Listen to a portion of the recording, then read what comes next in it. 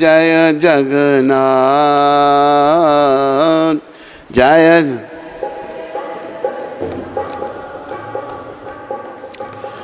दीना बंधु जय जगन्नाथ।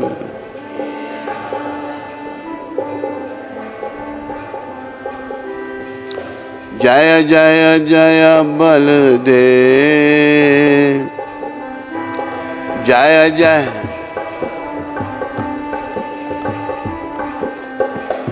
दया के सागर जय बलदेव।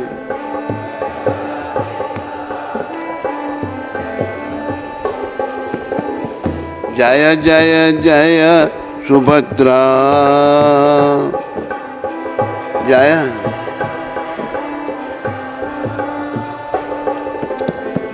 करुणामयी जय सुभद्रा।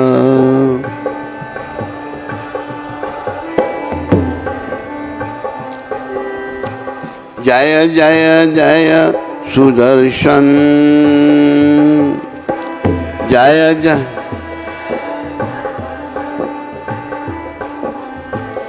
भक्तों के रक्षक जय सुदर्शन।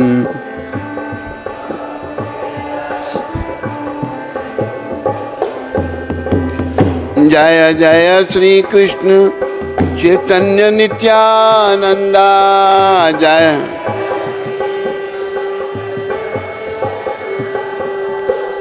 जय द्वैत चंद्र जय गौर भक्त वृंदा।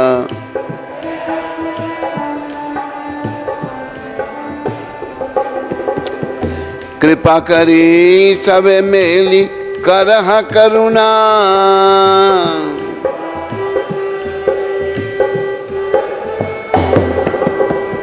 अधम पतिता जन नाही कर घृणा।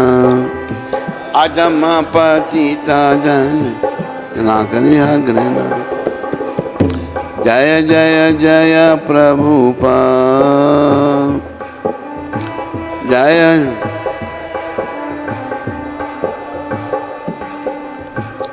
पतिता पावन जय प्रभुपाद।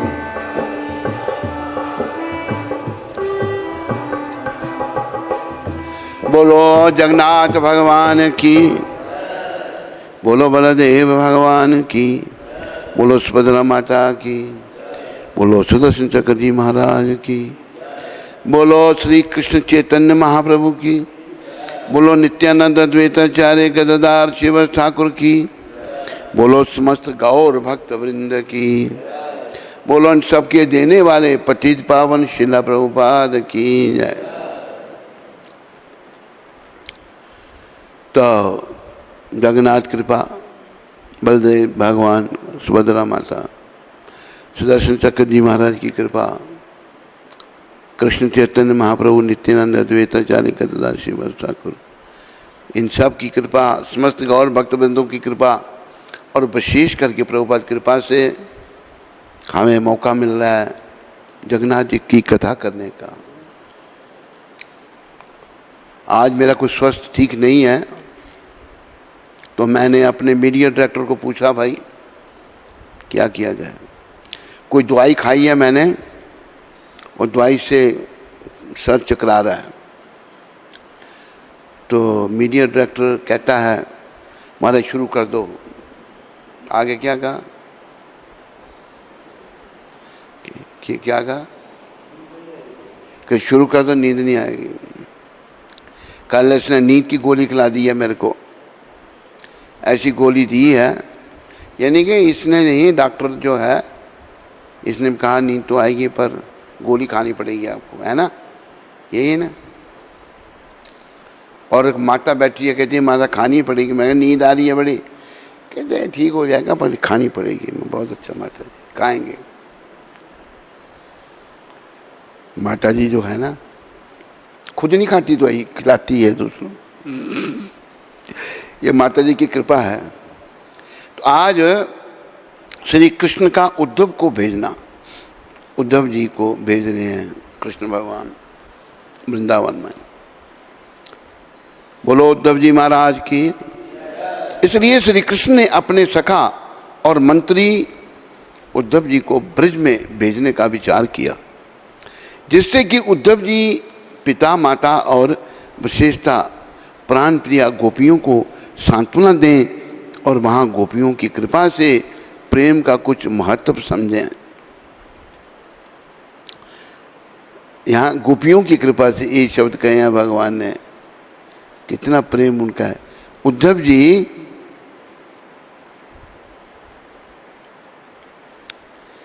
ज्ञान का सहारा लिया था,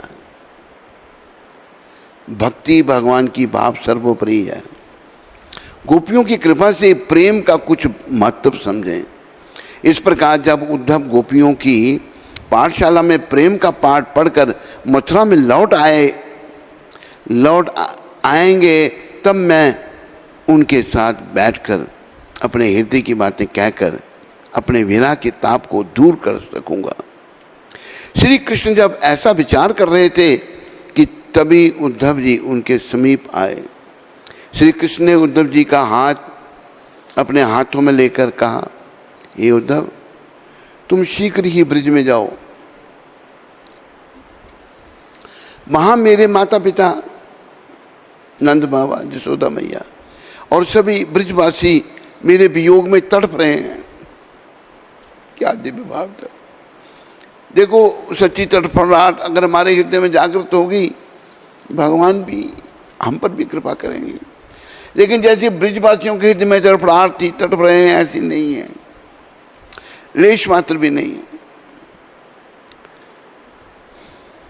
परंतु गोपियों में तो विरह की चरम सीमा है। इसलिए तुम माता पिता को तो सांत्वना देना और गोपियों को मेरा यह संदेश मात्र सुनाना। तुम अपने शब्दों में माता पिता को कुछ सांत्वना दे सकते हो, परंतु गोपियां तुम्हारी सांत्वना के प्रभाव से अतीत हैं, परे हैं। तुम्हारे अपने प्रयास से उनकी विरह अग्नि और अधिक बढ़ उठेगी। इसलिए उन्हें केवल मेरा संदेश ही सुनाना, जिससे उनका विरह ताप कुछ कम होगा। यह सुनकर उद्धव जी कुछ उदास हो गए और श्री कृष्ण ने बोले, आपके बिना इतने दिन अन्यत्र कहीं रहना मेरे लिए संभव नहीं है। मैं आपके बिना एक पल भी जीवित नहीं रह सकता। श्री कृष्ण ने कहा, चिंता मत करो, मैं थोड़े ही यहाँ मथुरा में हूँ। मैं तो पूर्ण रूप से ब्रज में ही हूँ, केवल मेरे हृदय का एक अंश मात्र मथुरा में है। जब तुम ब्रज में जाओगे तो देखोगे कि मैं संपूर्ण रूप से ब्रज में ही हूँ और यहाँ तो केवल आंशिक रूप से रहता हूँ। इस प्रकार कहकर बस श्री कृष्ण ने उद्धव जी को ब्रज में जाने के लिए तैयार किया और उनके जाने के लिए कंस द्वारा व्यवहार किया। कंस द्वारा व्यवहार किया जाने वाला सोने का रथ मंगवाया। तब श्री कृष्ण ने अपनी माला और आभूषण आदि उन्हें पहना दिए। उद्धव जी देखने में श्री कृष्ण जैसे ही थे। उनका सांवला रंग, अवस्था, देह और भाषा भी श्री कृष्ण के समान थी और गुण भी श्री कृष्ण जैसे ही थे। श्री कृष्ण का संदेश लेकर उद्धव जी ब्रज की ओर चल दिए। वे जब ब्रज में पहुंचे तो सायंकाल का समय हो गया था। उद्धव जी ने देखा कि गौएं वन से लौट रही हैं। गायों के खुरों से आकाश में इतनी धूल उड़ रही है कि चारों ओर वातावरण धूलिमय हो गया। इस कारण किसी ने उद्धव जी को ब्रज में आते नहीं देखा। इधर श्री कृष्ण ने सोचा कि उद्धव ब्रज में जा तो रहा है, किंतु समझ रहा है कि मैं वहाँ नहीं हूँ। परंतु जब मैं ब्रिज में था तब सभी ब्रिजवासी मेरे प्रेम में विभोर रहते थे, और गौएं, बछड़े, सखा, माता पिता और गोपियां सभी बड़े आनंदित और मेरे प्रेम में तन में रहते थे, और वहाँ एक अपूर्व उल्लास छाया रहता था। मैं यदि इस प्रकाश को उद्धव को नहीं दिखलाऊंगा तो मैं ब्रिज क्या है, भगवान ब्रिज के बारे में उद्धव जी को दिखलाना चाहते हैं। ब्रिज क्या है कदापि नहीं समझेगा। जैसा ही श्री कृष्ण ने यह इच्छा की, उनकी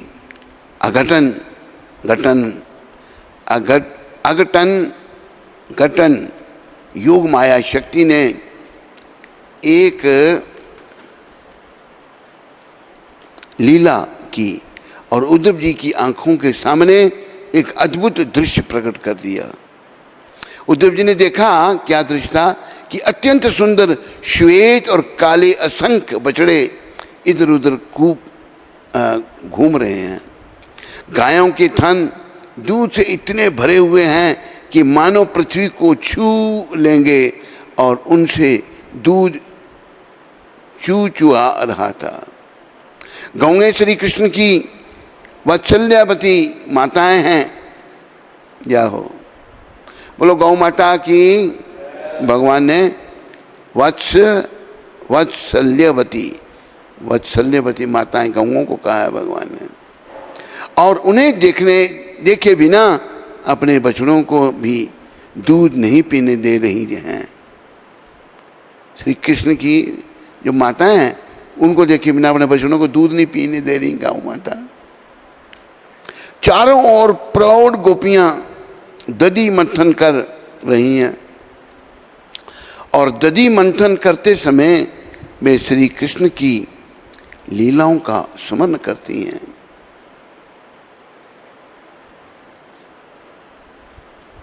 करती हुई गीत गा रही हैं। क्या? गोविंद दामोदर माधवेति, गोविंद दामोदर माधवेति कृष्ण।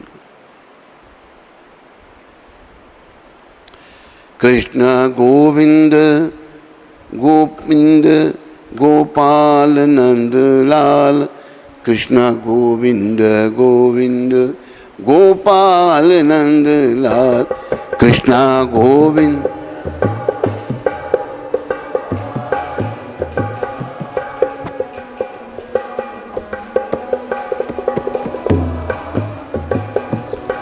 कृष्ण गोविंद गोविंद गोपाल नंद लाल, कृष्ण गोविंद गोविंद गोपाल नंद लाल।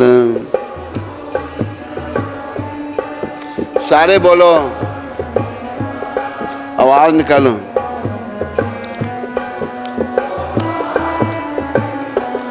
कृष्ण गोविंद गोविंद गोपाल नंद लाल, कृष्ण गोविंद गोविंद गोपाल नंद लाल, कृष्ण गोविंद।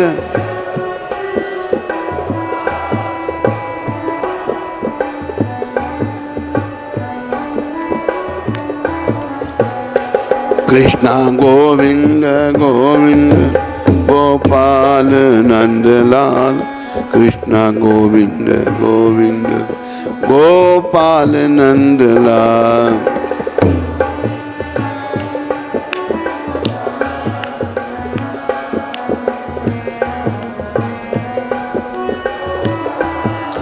बोलो नंदलाल भगवान की जय, बोलो गोविंद भगवान की जय।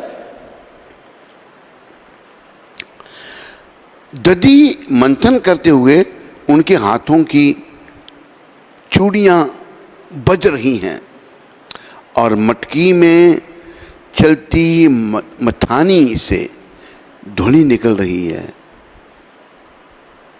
धिक्ताम धिक्ताम, मानो वह ध्वनि कह रही हो कि जो श्री कृष्ण का भजन नहीं करते हैं उनके जीवन को धिक्कार है।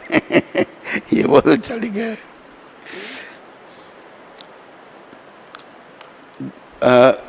ध्वनि क्या निकल रही है? धिक्ताम। दधि मंथन करते समय उनके हाथों की चूड़ियां हिल रही हैं और मटकी में चलती मथानी से ध्वनि क्या निकल रही है? धिक्ताम धिक्ताम। मानो वह ध्वनि कह रही हो कि जो श्री कृष्ण का भजन नहीं करते उनके जीवन को धिक्कार है। धिक्ताम।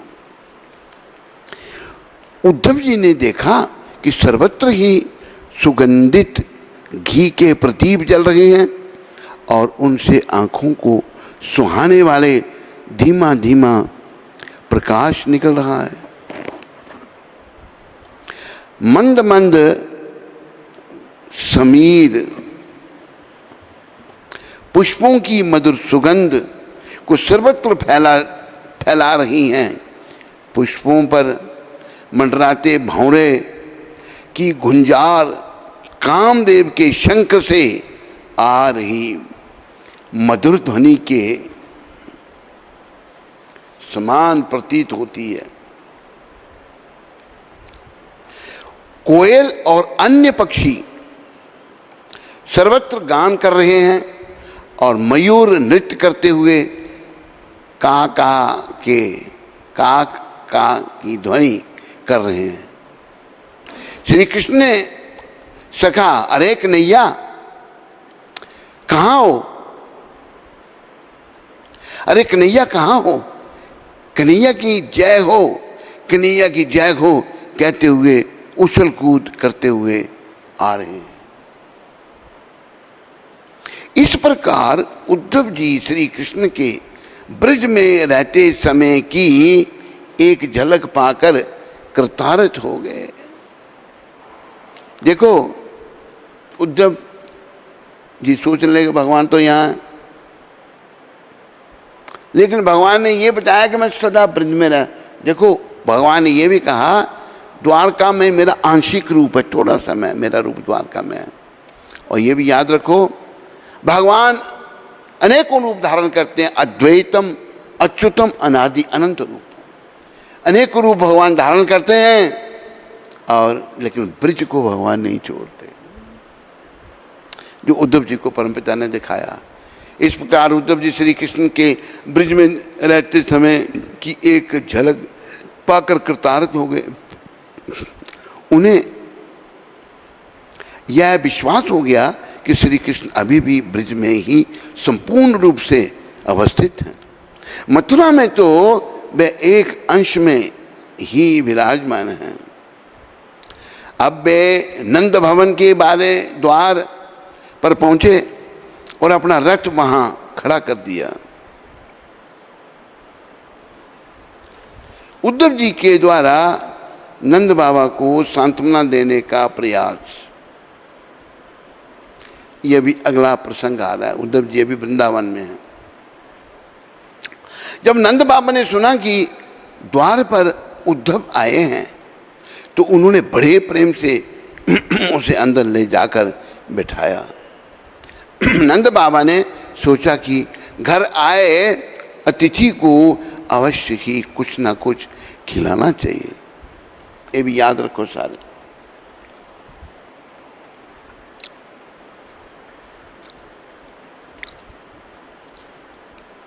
किंतु जब उन्होंने घर में देखा तो खाने के लिए कुछ भी नहीं था। यहाँ तक कि घर में दूध भी नहीं था और दूध काटने वाला भी कोई नहीं था। ये क्या काटने वाला, क्या नहीं? हाँ, दूध काटने वाला, काटने नहीं, काटने वाला भी कोई नहीं था। इसलिए दधि मंथन भी नहीं होता था किसी के लिए हो। जब श्री कृष्ण मथुरा चले गए, नंद भवन की रसोई के बर्तन उल्टे पड़े हुए थे और आंगन में कभी झाड़ू भी नहीं लगाया था। यशोदा मैया तो सब समय श्री कृष्ण के विरह में रोती तड़पती रहती थी।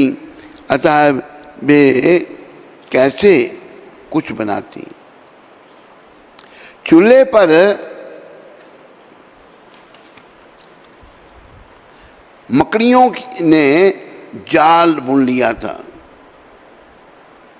नंद बाबा का भंडार जो सदा भरा रहता था, अब उसकी देख रेख करने वाला भी कोई नहीं था।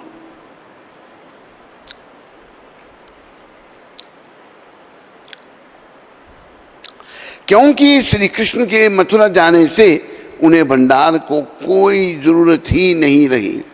इसलिए नंद बाबा ने गांव के अंतिम छोर में रहने वाले एक ब्राह्मण को संदेश भिजवाया, कुछ खाने के लिए भिजवा दें। उस ब्राह्मण ने खीर बनाई, किंतु उसके घर में भी शक्कर नहीं थी, अतः वह बिना शक्कर के ही खीर बनाकर लाया। उद्धव जी को भूख लगी थी, इसलिए उन्होंने उस खीर को बड़े प्रेम के साथ खाया।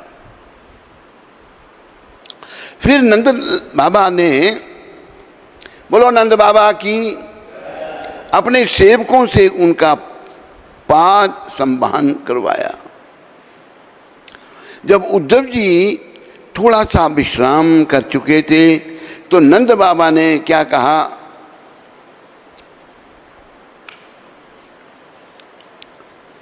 नंद बाबा चाहते थे कि वे अपने लाला श्री कृष्ण के विषय में उनसे कुछ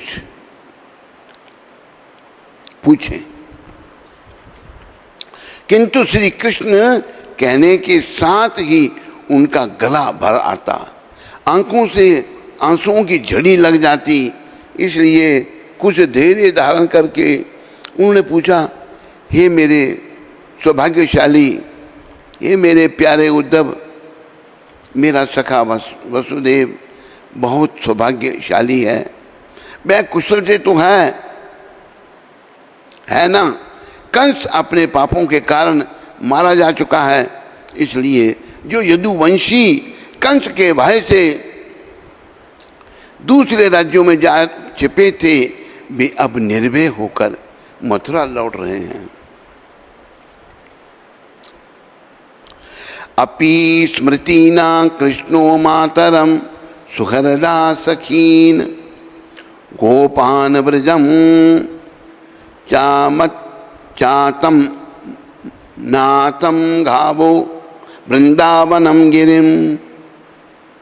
श्रीमद् भागवत में ये वर्णना है, 10वें स्कंद 46वां अध्याय और 18वां श्लोक। तब नंद बाबा ने बहुत कठिनाई से फिर पूछा, श्री कृष्ण की मैया उसके विरह में रो रो कर अंधी हो गई है। यशोदा मैया इतनी रो रही, आंखों की रोशनी चली गई है, रो रो कर बुरी हालत है। लाला उसे कभी स्मरण करता है, पूछ रहे हैं। श्री कृष्ण की मैया ने उसे कितना लाड प्यार किया है, वह कृष्ण के बिना एक पल भी नहीं रह सकती। ऐसी मैया को क्या कभी कृष्ण स्मरण करते हैं? यशोदा की सखियां कृष्ण को अपना पुत्र ही मानती हैं, उसे अपने पुत्रों से बढ़कर प्रेम करती हैं। जब श्री कृष्ण गोचारण करके आते तो वे पहले श्री कृष्ण की आरती उतारती थी, उसकी बलैया लेती थी, बलैया से, और फिर अपने पुत्रों की, यशोदा की सखियां कृष्ण को अपने घरों में बुलाकर खिलाती पिलाती थी, और श्री कृष्ण का भी उनके साथ वैसा ही व्यवहार था। क्या श्री कृष्ण कभी ऐसे सुहृदों का स्मरण करते हैं? क्या कभी उन सखाओं का स्मरण करते हैं जिनके साथ वह कभी यमुना के तट पर, कभी गोवर्धन में, ब्रिज में, सर्वत्र खेलते थे? और जो श्री कृष्ण को एक क्षण भी नहीं देखने से विरह में तड़पने लगते थे।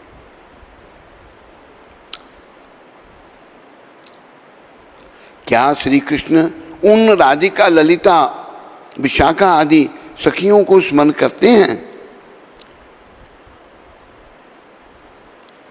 सखियां, ये सखियां बचपन से ही श्री कृष्ण को प्राणों से भी कोटि गुना अधिक प्रेम करती हैं।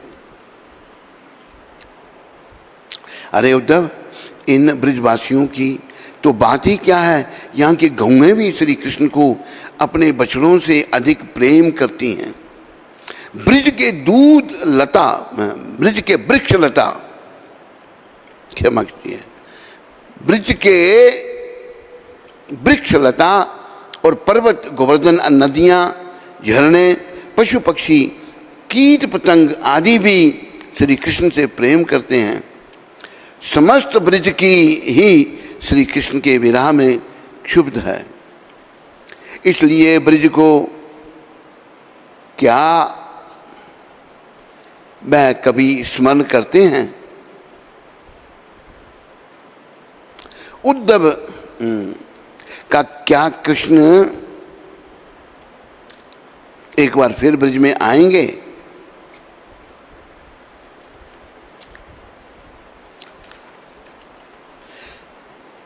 श्रीला उद्धव जी बोले, बाबा आप रोइए मत, श्री कृष्ण ने ब्रिज में लौटने की प्रतिज्ञा की है, इसलिए वह अवश्य अवश्य अवश्य ही आएंगे। नंद बाबा श्री कृष्ण को स्मरण कर रोते हुए कहने लगे, ओहो श्री कृष्ण कितना सुंदर है, तिल फूल जैसी उसकी नासिका कितनी सुंदर है। जब वह तिरछी चितवन से देखता है तो कितना सुंदर और निराला लगता है। उसके कपोल कितने मधुर और सुंदर हैं। जब वह मुस्कुराता है तो उसके कपोलों के बीच में एक गड्ढा पड़ जाता है, जिससे उसका सौंदर्य और निखर आता है।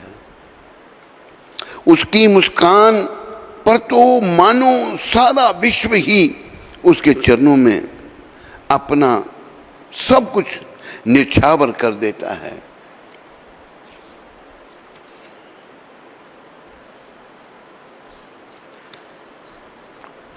तो कृष्ण भगवान की सुंदरता का वर्णन हो रहा है।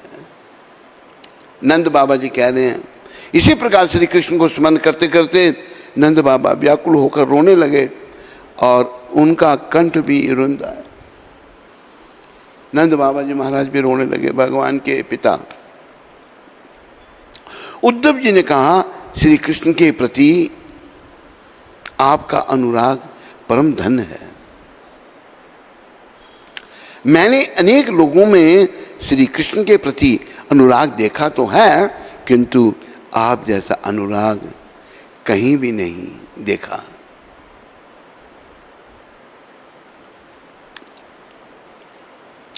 आप चिंता मत करें, जब श्री कृष्ण प्रतिज्ञा करके गए हैं कि लौट कर अवश्य आऊंगा,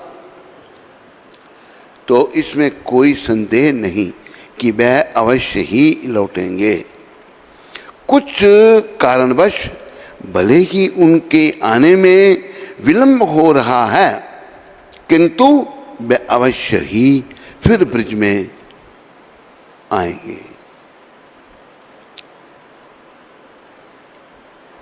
नंद बाबा प्रेम में विकल होकर पुनः कहने लगे, हाँ श्री कृष्ण हम सबका रक्षक था। जब जब ब्रिज पर विपत्तियां आईं, श्री कृष्ण ने हमारी रक्षा की थी। एक बार नंद बाबा बता रहे हैं, सखाओं और बचनों को बचाने के लिए उसने दावाग्नि को पान कर लिया था। श्री कृष्ण के कहने से जब हमने इंद्र की पूजा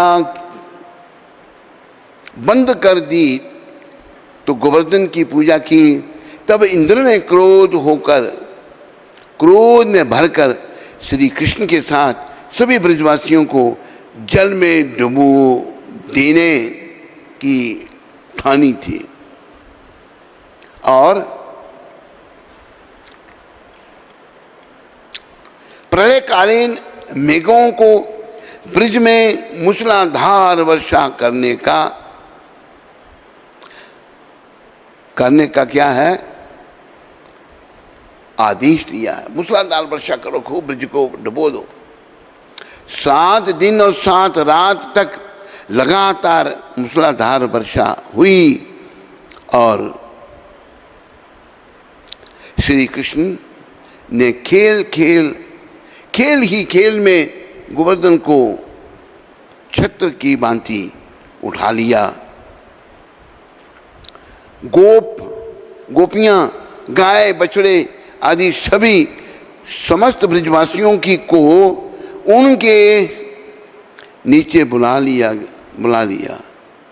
श्री कृष्ण ने 7 दिन तक गोवर्धन लीला, 7 दिन तक गोवर्धन को उठाने की रक्षा और सभी की रक्षा की। वृषभासुर खेल का रूप, बैल का रूप, खेल का नहीं, बैल का रूप धारण कर ब्रिज में आया। ब्रिज में आया तो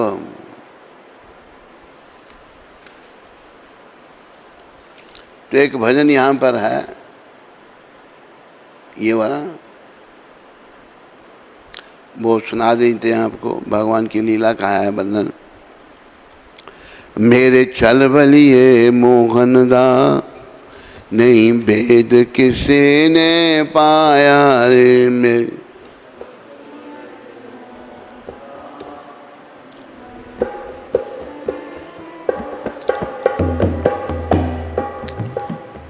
एक चीची ते चुक पर्वतनु, इंद्र दा मान घटाया। एक चीज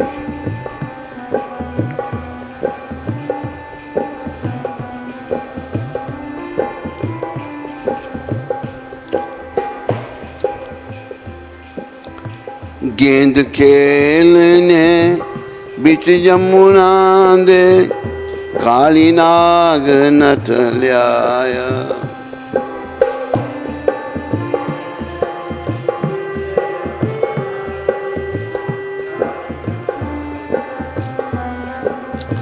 पूतना मारियों ने, सारे जय हो बोलो भाई। पूतना मारियों ने राशि, गणिका तारियों ने, गणिका तारियों ने रास ओसर चाइया।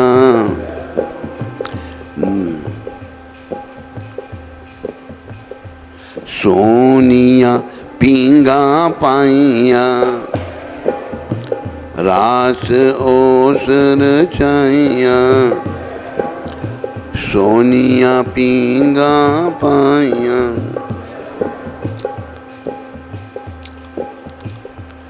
मेरे चलवलिए मोहन दा, नहीं भेद किसे ने पाया है।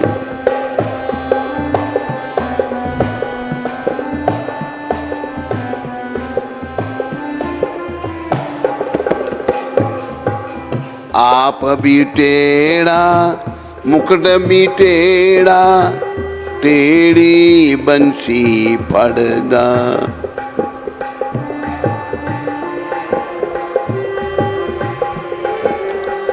टेढ़ी बंसी देखननु मुख बोला बाला राजा ज्ञानल अड़दा।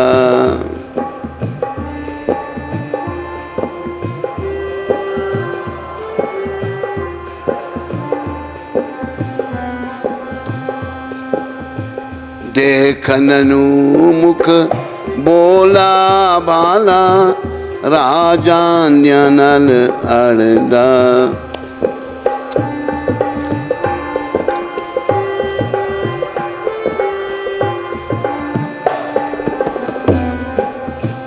करदा सीना जोरी, करदा सीना जोरी, किसे दी मैया मरोड़ी, किसे दी मटकी फोड़ी।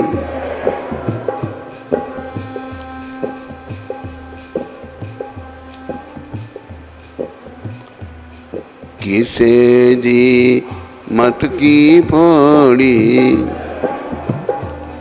बंसी दियां मिठियां ताना, सखियां दा मन भर माया बंश।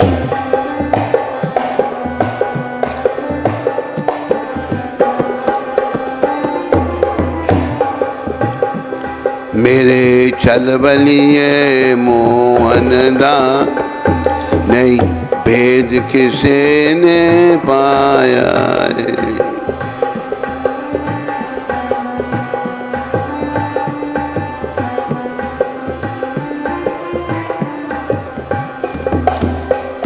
धर्म ते रहंदा सदा हमेशा, पाप कदे नहीं रहंदा।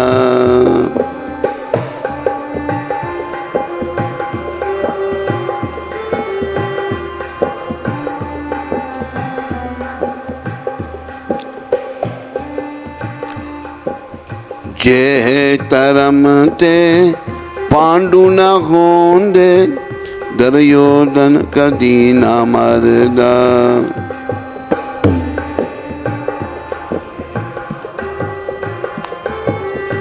दुर्योधन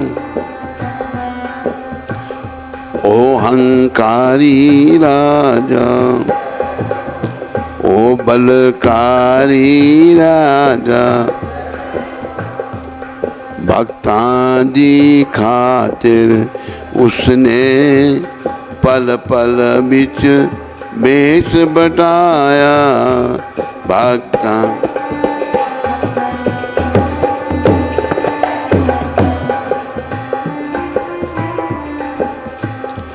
मेरे छल बलिए मोहन दा, नहीं भेद किसे ने पाया।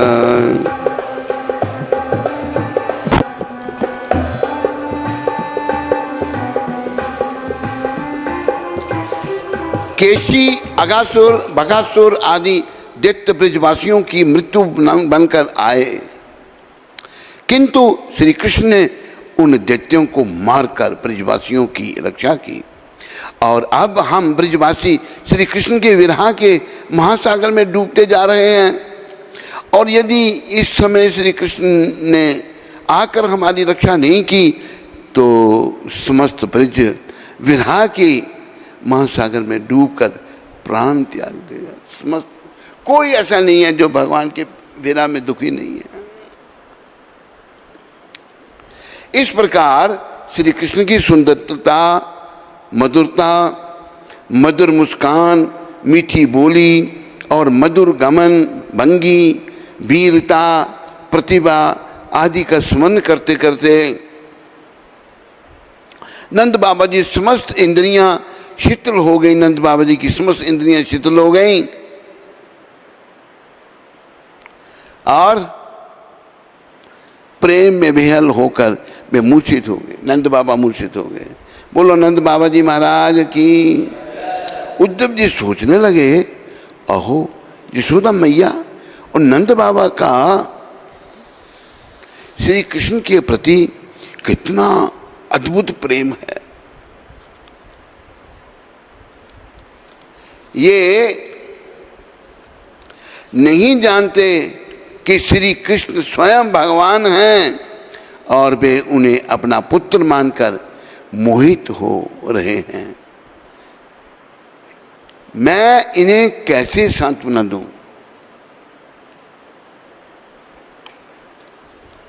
बोलो मोर मुकुट बंसी वाले की, बोलो वृंदावन बिहारी लाल की, बोलो जुगलोड़ी सरकार की जय। हरे कृष्णा। सबका धन्यवाद। और आज की कथा को यही विश्राम दिया जाता है।